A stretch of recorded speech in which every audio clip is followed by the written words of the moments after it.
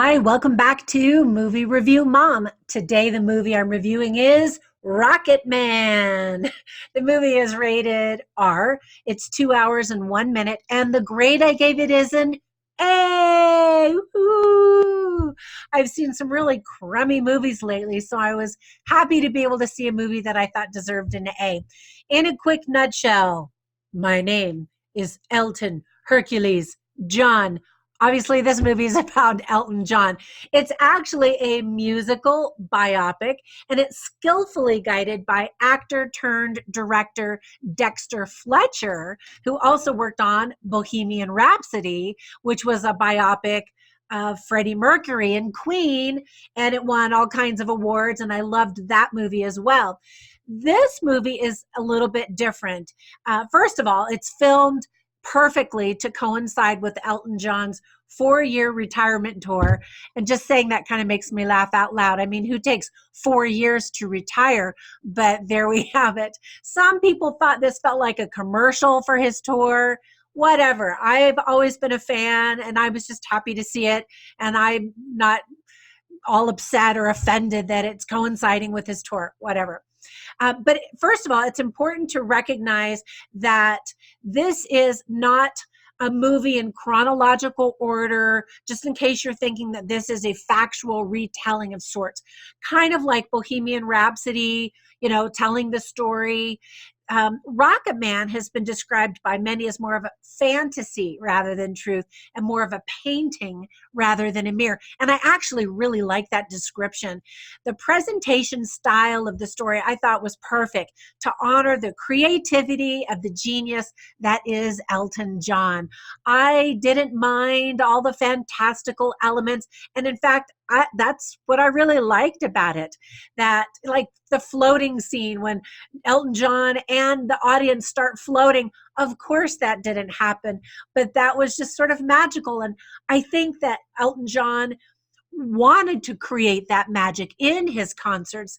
And if he could, he would have floated and had everybody float with him. Anyway, I thought it was really great. First, I keep saying first, and then I keep talking about other things. Some tips for parents. This is a rated R movie. And so, in a rated R movie about Elton John and his life, it should be no surprise to see homosexuality illustrated because he's a gay man. So men kiss passionately in several scenes. And in another scene, there are a couple of men that go in bed and have this little romp, mostly closed, and it alludes to what's going to happen next. But thankfully, we didn't have to see all of that. We just know that that's what's happening. And then there is another scene. It's kind of an artistic scene that suggests an orgy with some topless women. And I mean, just the camera is scanning the crowd, and it suggests that he probably was involved in orgies, but that, he had that revolving door. And in the movie, he admits he had relations with almost everything and everybody. And so that scene kind of summarizes that part of his life. So there's that. There's some profanity, including quite a few F-bombs. And one thing that I thought the parents should look at from a mom's perspective is Elton John has two parents who are pretty disapproving and distanced from him. And it was just kind of a reminder to be supportive. Our kids have dreams just like we do. And so we don't want to be the ones to squash theirs. And it made me so mad that his parents didn't appreciate him for who he was. And I try to be the kind of mom that just supports, directs, and guides my kids, of course, disciplines them, yes, but also allows them to show their own personality and to kind of go the way of their own dreams. And that's after having raised 4 sons. I still have one left at home, and I've learned many lessons over the years, obviously. Some positive themes are surround yourself with people who lift you up. And while Elton John surrounded himself with talented people, he also surrounded himself with people who brought him down into the gutter with drugs and, that helped introduce him to all of the things that became his demons, his addictions. And then eventually he's found people that have lifted him up and supported him. John Reed, who's played by the handsome Richard Madden, says, "You can be anyone you want." And I like that message of the movie. Obviously, the movie, maybe not so obvious, but another very strong element of the movie is love and approval. That's all Elton John wanted. He didn't get that from either of his parents, and he was constantly searching for that, and the search for true love. And his mother said he would never be loved properly if he were a gay man. And I love the little tag at the very end that, or the screen has some writing telling you where Elton is today and how he has found a love, that he is currently being loved properly. And that, isn't that all of us want, is to be loved properly. And then the therapist is talking to him. I won't do spoilers, but this therapist says, "It takes courage to take responsibility for your actions." That is absolutely true. And then forgiveness is another very strong element. And I loved, there's a therapy session in the movie. I don't want to give too much away, but it's really powerful, and it has to do with forgiveness anyway. I loved that. Some other things that I really loved are, first of all, I was really glad that this movie is made while Elton John is alive so he can enjoy it. I think Freddie Mercury would have gotten a total kick out of the movie Bohemian Rhapsody had he still been alive when it hit theaters last year. Next, I have to talk about Taron Egerton. I think he's such a chameleon. I've loved all of the movies he's ever done, and I was certainly thrilled by his performance in this movie. He does his own singing in the film, and in fact, he had even sung one of Elton John's songs, "I'm Still Standing." I'm such a horrible singer. I shouldn't have even done that. In the movie Sing, in the little animated movie, adorable.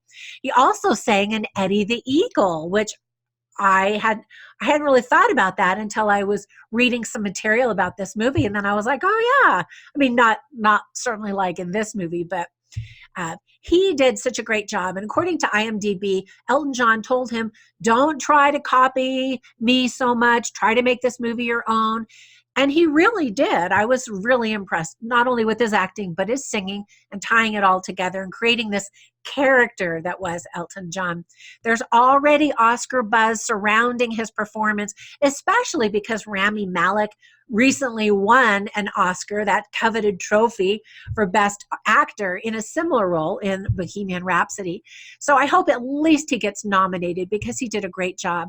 And there were so many moments where Taron truly looked like Elton John. I thought the casting was great. And it was interesting for me to read all of the other actors that were considered in this role. And I thought that he just really did a great job. I loved the very first scene in the movie. It's this fun introduction to this character and his evolution, and this fun musical number, and so much tied into the first few minutes of the movie that I was like, oh, this is going to be a fun movie. And it was. I really enjoyed it. Great casting for the young Elton John as well. I loved how the movies were used to illustrate what was happening in Elton John's life. One of the complaints from fans in the movie, including myself, of Bohemian Rhapsody was that not enough attention was given to the life events that inspired certain songs. So Rocketman gives us what we wanted by uncovering the relationships, the heartbreaks, and the inner demons that confronted Elton and led to smash hit songs. Now, not all of the connections are accurate. For example, let me look at my little notes. The movie portrays Elton John's suicide attempt as the inspiration for the movie, or for the song Rocketman, but in real life, Elton said he was just simply moved and inspired by NASA scientists. The suicide attempt, however, was the inspiration for the song "Someone Saved My Life Tonight." So there's that. So not everything is factual, and like I mentioned, it's not always chronological. Fun dance scenes. Bryce Dallas Howard is just always solid and really crushed her performance in this film. I hope she also gets an Oscar nomination for Best Supporting Actress. This time she plays Elton's terribly flawed mother, whom Elton calls a heartless monster, and in such a way that we truly sympathize with the young Elton and understand where some of his demons might have possibly come from. Now, I know that's a lot to put on her. I know, because as a mother, I constantly worry that something I said or did unknowingly will traumatize my children for the rest of their lives. And so I always pray that they're only going to remember the good things that I said and did. But the movie also addresses how he was raised and how that contributed to how the adult that he became and the things that he struggled with. And then ultimately he had to decide whether to blame himself, to blame other people, to forgive, and all of that tied in really well. And like I said, she just did such a great job that you just hated her. And anyway, she was fantastic. Jamie Bell also did a great job. He plays the very supportive Bernie Taupin, and I thought he just brightened up the screen every time that he was in a scene. He even sings a little bit in the movie. He actually played the lead role in the film version, Billy Elliot, which was written by Rocketman's screenwriter, Lee Hall. Anyway, I really, really enjoyed his performance. And then other cast members include the handsome Game of Thrones star Richard Madden. I thought he was fantastic in the live action version of Cinderella. I didn't know that I had seen him in anything until I saw that movie, and I just fell in love with him. I mean, he was a prince too, but he was great. I loved it when Elton, I already mentioned that. I was going to talk about the floating again. And let's see what else. Oh, and at the very, very end, I always love it when they show photos and updates of the real people that the biopic movies are based on. And so they did show some of that. And there's some great kind of a payoff at the very end when you get to read some of those kind of things. And then a few things that I didn't like is, first of all, the pacing struggles a little bit between these energetic, quirky musical numbers and very slow, dramatic moments with thinking and contemplation and crashing and burning, so there's a little bit of that. And then you'll be disappointed if you think that you're going to hear an entire song. Most of the scenes just show snippets, or there's an overlay of music as you're watching other things develop. It's not a concert. It's just a quick touch. You can't play all of his songs in a 2-hour movie. So there's that. And then it really, my big complaint, and it's really has nothing to do with the movie itself. It's just frustrating to watch someone who attains fame and fortune, and you're cheering for them to do that, only to watch them then self-destruct.